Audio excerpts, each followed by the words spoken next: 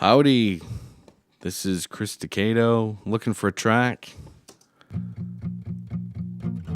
to start playing. So this is Unknowable by Capecelatro from the CD Scatter the Remains. This is kind of the first track he sent me was the acoustic guitar. I'm fighting with the drums here to try to get them to stay muted. Here's the top of it. That's what I was looking for. There's kind of a lot of stuff to get through in this tune. This was the first song that he sent me last year when we started working on this record. One of the more rockin' tunes on it. I was wicked psyched to get playing on it. It was really cool. Really was digging this tune. So the first thing I did was the drums, and to kind of replace these crazy drum loops that he was playing to. Let me lay those on you though first, because they're pretty funny. So this is what he was jamming to when he was writing the tune.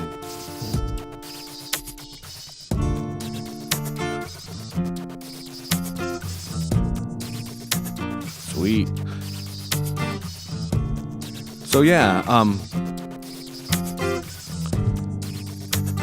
so that's like, loop number 584 out of your GarageBand library, probably something like that.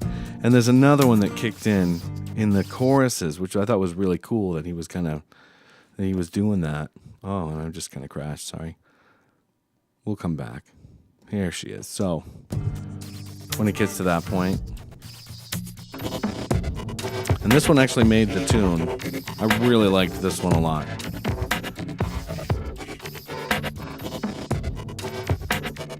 That's what that thing sounds like. I put this like crazy panning automation on it, so it kind of jumps around. But so yeah, that was the first thing I was doing, was kind of replacing this track here. And so I mic'd up the kit. Here we go. Let's see if we can get that turned on. Excuse my bumbling.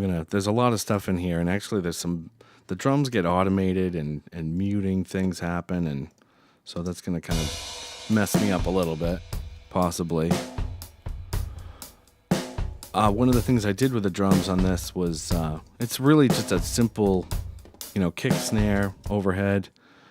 I think this says floor, and I'm not positive, but I think it's an under the snare.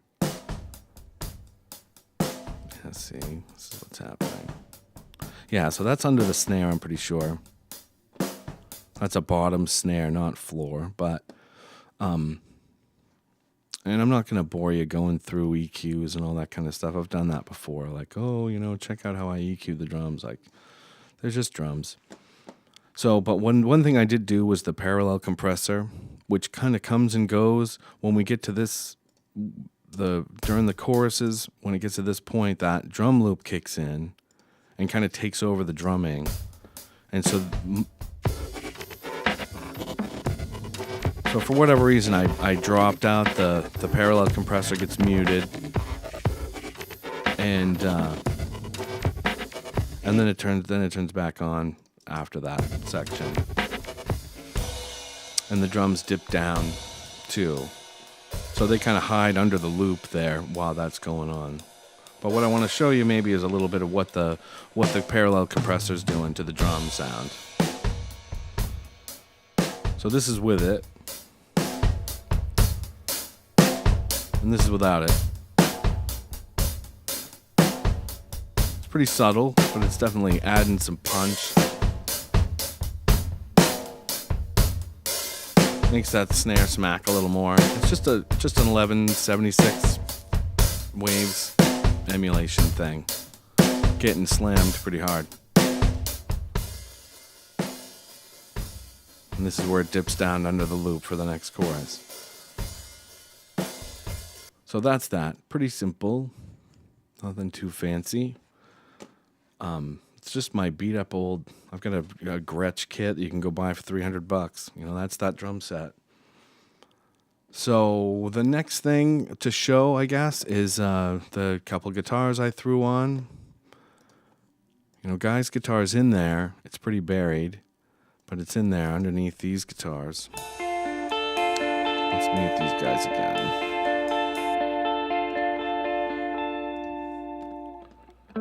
So, and I was trying desperately to get, I like to do this like kind of high guitar, goes along with a regular guitar, and it just wasn't working on this tune, except for in a couple of spots. So these things are all muted here. Here's what they sound like.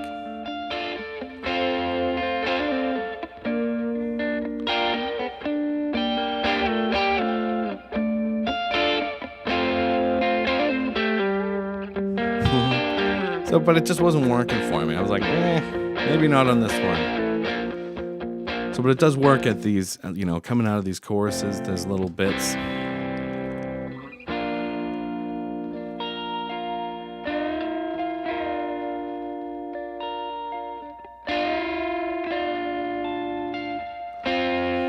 What's great in there is you can hear my little Univox like fuzzing out and stuff and that.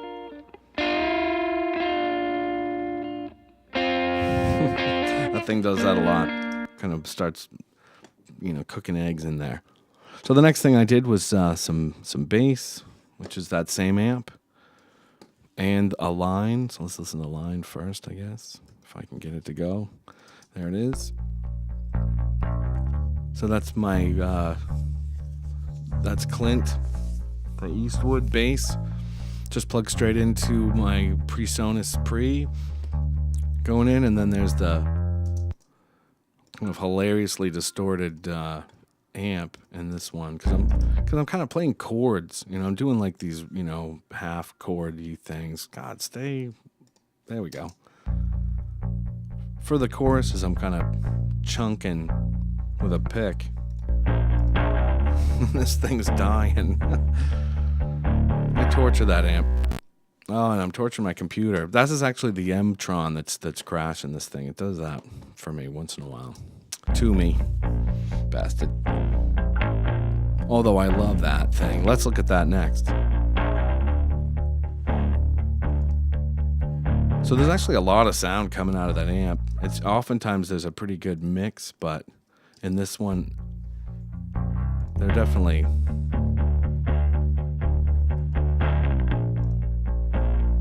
I mean, I could always mute that line track. It wouldn't even matter. Might in the tune, but... So the next thing was that M-Tron. Here it is. This guy playing the vibes. Which, that plugin will crash my computer once in a while, even though I love it.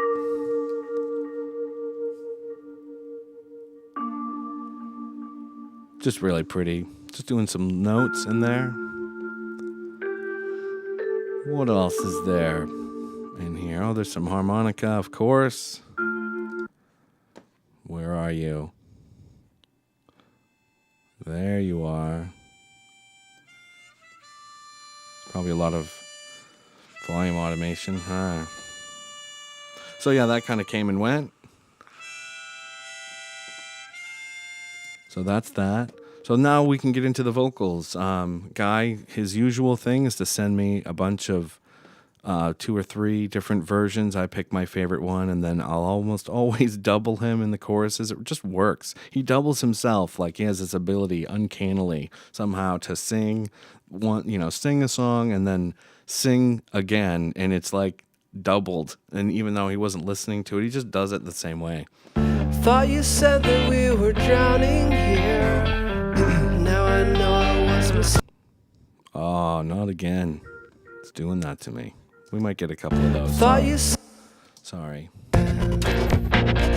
Where I saw some natural ending, you suppose. So I added a little harmony underneath his double. Nobody was right this time. Is that harmonica sneaking in?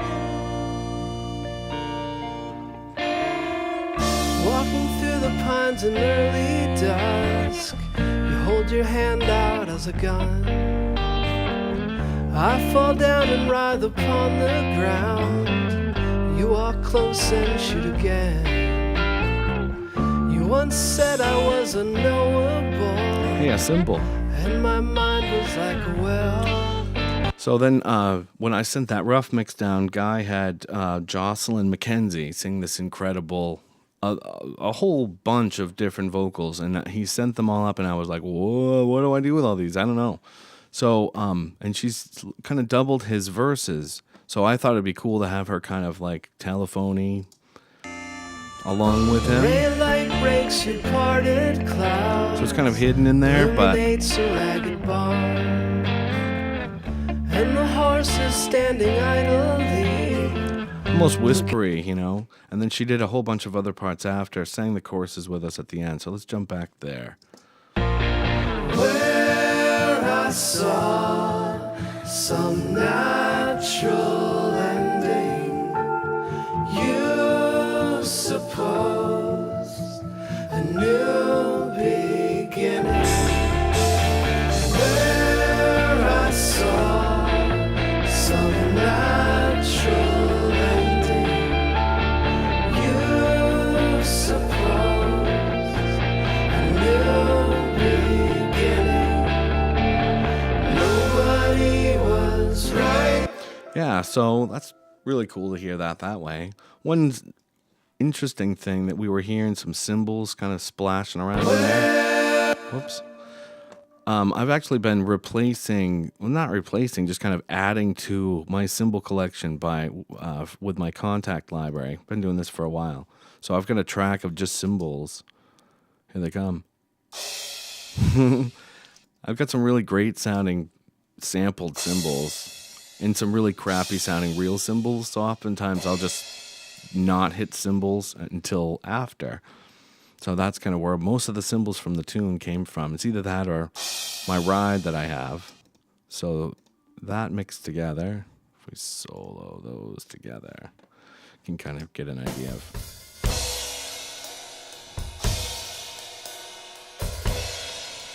Pretty funny. And without them, that part, there's my ride. So I'm really not hitting a crash. Those crashes are coming from the contact library. Ta-da! All my secrets. Anyway, so that's basically the tune. I'm going to kind of, kind of leave you here. I hope everybody's having a great time getting ready for RPM season, because it is January, the first week of January, and February is coming rolling up quick. So get out your reel-to-reels and your notepads, whatever. Have fun, and thanks for watching.